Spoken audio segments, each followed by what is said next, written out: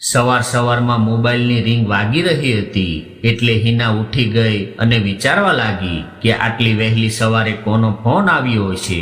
જ્યારે એણે ઉઠીને ફોન ઉઠાવ્યો એટલે સામેથી એનો ભાઈ વિનોદનો અવાજ આવ્યો અને એ કહેવા લાગ્યો કે હિના, પિતાજીની તબિયત સારી નથી અને કાલે સાંજથી એની તબિયત ખૂબ વધારે બગડી ગઈ છે। રૂંધાઈ ગયેલા સ્વરથી વિનોદે આવું કહીને ફોન મૂકી દીધો। મહેશભાઈ પોતાના જીવનના આખરી દિવસો ગુજારી રહ્યા હતા અને એ મરણ પથારીએ પડ્યા હતા। પોતાના અંતિમ સમયમાં એની આખી જિંદગી જાણે કે એની આંખો સામે ઘૂમી રહી હતી। ઘરની ગરીબીના કારણે નાની ઉંમરમાં જ એમણે નોકરી કરવાનું શરૂ કરી દીધું હતું અને પોતાના કમાયેલા પૈસામાંથી એક નાનો એવો વેપાર શરૂ કર્યો હતો।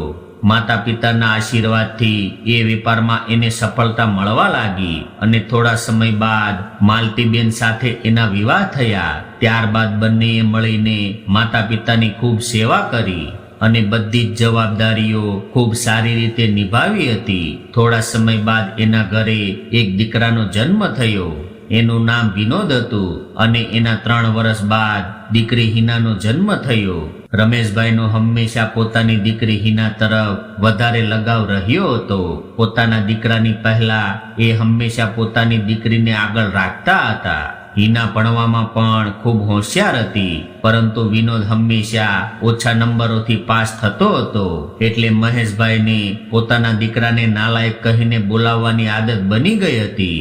હિના મોટી થઈને એન્જિનિયરિંગનો અભ્યાસ કર્યો અને પોતાના પગભર થઈ ગઈ અને વિનોદે એના પિતાજીનો બિઝનેસ સંભાળ્યો હતો। ધીરે ધીરે સંતાનો યુવાન થયા એટલે માતા પિતાએ એના વિવાહ કરાવ્યા। હવે દીકરી સાસરીએ ગઈ હતી અને ઘરમાં નવી વહુ આવી હતી। ત્યારે તો મહેશભાઈને એવું લાગી રહ્યું હતું કે હવે હું મારી બધી જ જવાબદારીઓમાંથી મુક્ત થયો છું। આવી રીતે સમય ધીરે ધીરે પસાર થઈ રહ્યો હતો। લગભગ 3 વર્ષ પહેલા રમેશભાઈના પત્નીનું અવસાન થયું હતું। રમેશભાઈના પત્નીનું અવસાન થઈ ગયું અને એને છોડીને જતા રહ્યા। આ બધી જૂની યાદો રમેશભાઈની આંખો સામે કોઈ ફિલ્મની જેમ ઘૂમતી હતી। એની આંખોમાંથી આંસુ વહી રહ્યા હતા। મહેશભાઈની તબિયત ખરાબ છે એવી ખબર પડતા જ એના અમુક નજીકના સગા સંબંધીઓ પણ એના હાલચાલ પૂછવા માટે આવી ગયા હતા। સામે દિવાલ પર લટકાવેલી ઘડિયાળમાં સાંજના 4 વાગ્યા હતા। દીકરો, વહુ અને બધા જ સગા સંબંધીઓ એની આસપાસમાં ચિંતિત થઈને બેઠા હતા। ઘરમાં એટલો બધો સન્નાટો પથરાયેલો હતો કે એક સોય પડે તો પણ અવાજ સંભળાઈ શકતો। આસપાસમાં પ્રસરેલી ખામોશીથી સગા સંબંધીઓ આંકળાવા લાગ્યા હતા। ત્યારે જ અચાનક એક મોટી ગાડી એના ઘરના દરવાજા પાસે આવીને ઊભી રહી। એ ગાડીમાં મહેશભાઈની દીકરી હિના અને એનો જમાઈ આવ્યા હતા। ત્યારબાદ હિના જલ્દીથી ગાડીમાંથી બહાર આવી અને દોડતી દોડતી ઘરની અંદર પહોંચી દીકરો, વહુ, પૌત્ર, પૌત્રી અને બધા જ સગા સંબંધીઓ મહેશભાઈના પલંગની આસપાસ બેઠા હતા। હિના અને એના પતિના આવતાની સાથે રૂમની અંદર અચાનક ચહલપહલ શરૂ થઈ ગઈ, કેમ કે બધા જ લોકો એની રાહ જોઈને બેઠા હતા। દીકરીને જોઈને મહેશભાઈની આંખોમાં એક ચમક આવી ગઈ અને દીકરી પણ આવતાની સાથે રડતા રડતા પિતાજીના ગળે લાગી ગઈ હતી। ત્યારબાદ જમાઈએ પણ એના સસરાના ચરણ સ્પર્શ કરીને પ્રણામ કર્યા। બરાબર એ જ સમયે વકીલ સાહેબ પણ રૂમની અંદર આવ્યા। બધા હાજર સગા સંબંધીઓની નજર વકીલ સાહેબ પર હતી। હવે વકીલ સાહેબે વસિયતનામું વાંચવાનું શરૂ કર્યું અને વાંચવા લાગ્યા કે હું મહેશ પટેલ મેં પૂરા હોશમાં અને પૂરી રીતે સમજી વિચારીને મારું વસિયતનામું લખાવ્યું છે અને આ વસિયત મારા ઈચ્છા પ્રમાણે લખાવી છે। મારી વસિયત પ્રમાણે મારું આ ઘર મારા દીકરા અને વહુના નામ પર કરું છું અને મારી દુકાન અને વ્યવસાય ઉપર પણ મારા મૃત્યુ બાદ ફક્ત ને ફક્ત મારા દીકરાનો હક રહેશે। મારા બેંક એકાઉન્ટમાં મારી જેટલી પણ સંપત્તિ છે એમાંથી અડધો હિસ્સો મારા દીકરા અને વહુનો રહેશે અને એમાંથી અડધો હિસ્સો વધે એના 2 ભાગ કરવામાં આવશે અને એ 2 ભાગમાંથી એક ભાગ મારા પૌત્ર અને પૌત્રીનો રહેશે।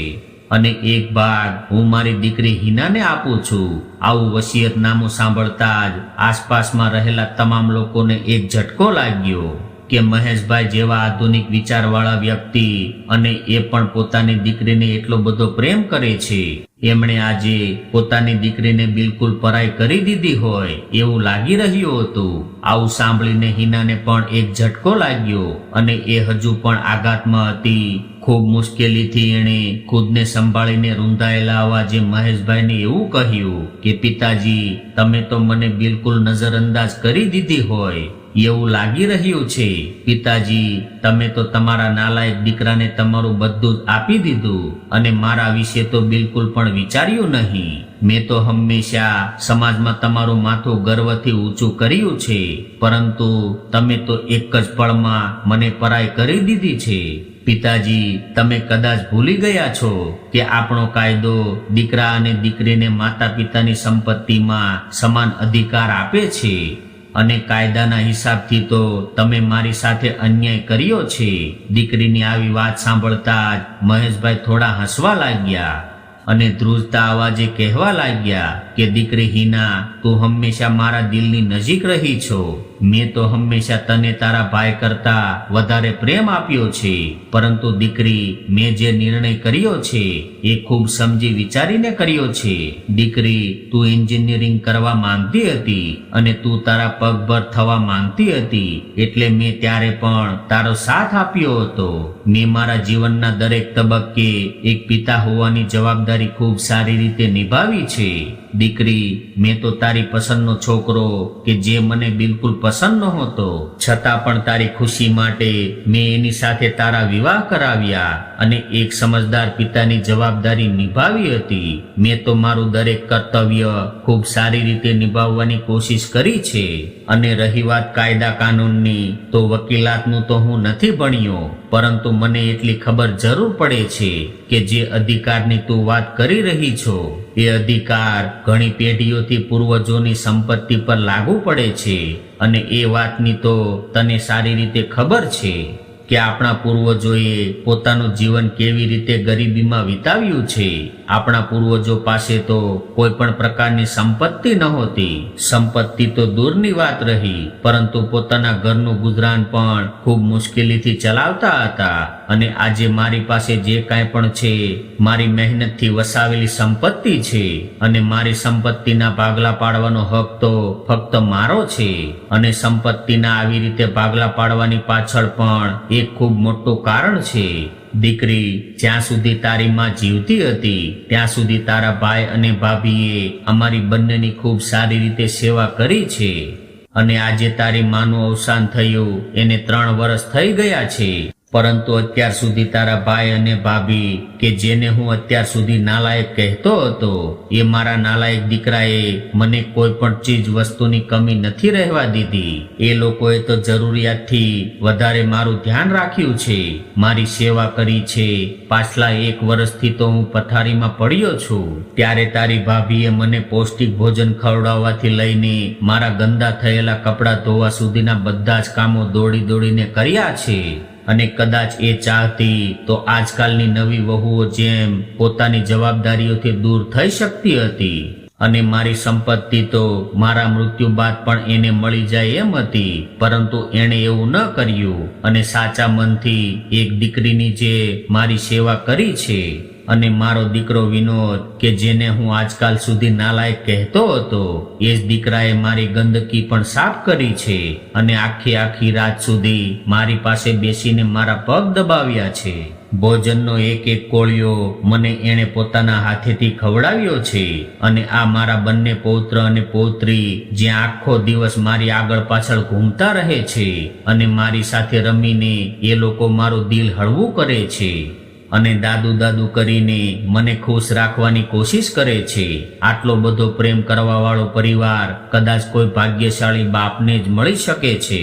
આટલું કહેતા કહેતા એની આંખોમાંથી આંસુ આવવા લાગ્યા અને ત્યારબાદ રાકેશભાઈ વળી પાછા કહેવા લાગ્યા કે દીકરી, અંતિમ સમયમાં તારી માં તને ખૂબ યાદ કરતી રહી, તને મળવા માટે તડપતી રહી. અરે, તું કદાચ થોડા દિવસ એની પાસે રહીને એની સેવા ન કરી શકે એમ હોય, તો કમસે કમ 1-2 કલાક માટે એને મળવા તો આવી શકતી હતી, પરંતુ તારાથી એટલું પણ ન થઈ શક્યું. દીકરી, હું માનું છું કે વિવાહ બાદ દીકરીએ પોતાના ઘરની જવાબદારી નિભાવવી ખૂબ જરૂરી હોય છે, પરંતુ ઘણા બધા એવા અવસર હતા જ્યારે અમારે તારી ખૂબ વધારે જરૂર હતી અને તું ખૂબ યાદ આવતી હતી. ઘણી વખત તારી ભાભી એકલી પડી જાતી ત્યારે કેટલી વાર તને સમાચાર આપ્યા, તને ફોન કર્યા, પરંતુ તું તો અમારા બોલાવવાથી પણ ન આવી. તને તારી મરણ પથારીએ પડેલી માં કરતા વધારે વિદેશમાં ફરવાનું સારું લાગી રહ્યું હતું. આટલું કહેતા કહેતા જ મહેશભાઈને શ્વાસ ચડવા લાગ્યો. ત્યારબાદ ખૂબ મુશ્કેલીથી કેવલ એટલું જ બોલી શક્યા કે મારી ભગવાન પાસે એટલી જ પ્રાર્થના છે કે મારા સંતાનો હંમેશા સુખી રહે.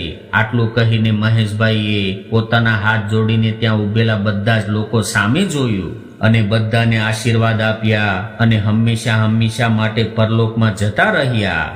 પરંતુ જાતા જાતા દુનિયાના લોકો સામે એક એવો સંદેશ આપીને ગયા હતા કે કોઈ પણ વસ્તુ પર પોતાના અધિકાર જમાવતા પહેલા પોતાની ફરજ નિભાવવી ખૂબ જરૂરી હોય છે. કદાચ એ દીકરી હોય કે દીકરો હોય, દરેકને પોતાની ફરજ નિભાવવી જોઈએ, તો જ એ વસ્તુ ઉપર એનો અધિકાર બને છે. બાકી ફરજ નિભાવ્યા વગર કોઈ પણ વસ્તુ ઉપર પોતાનો અધિકાર ન જમાવી શકાય. તો મિત્રો, આજની સ્ટોરી તમને કેવી લાગી કોમેન્ટમાં જરૂર જણાવજો, અને પસંદ આવી હોય તો વિડીયોને લાઈક, શેર અને નવા હોય તો ચેનલને સબસ્ક્રાઇબ જરૂરથી કરજો. હર હર મહાદેવ.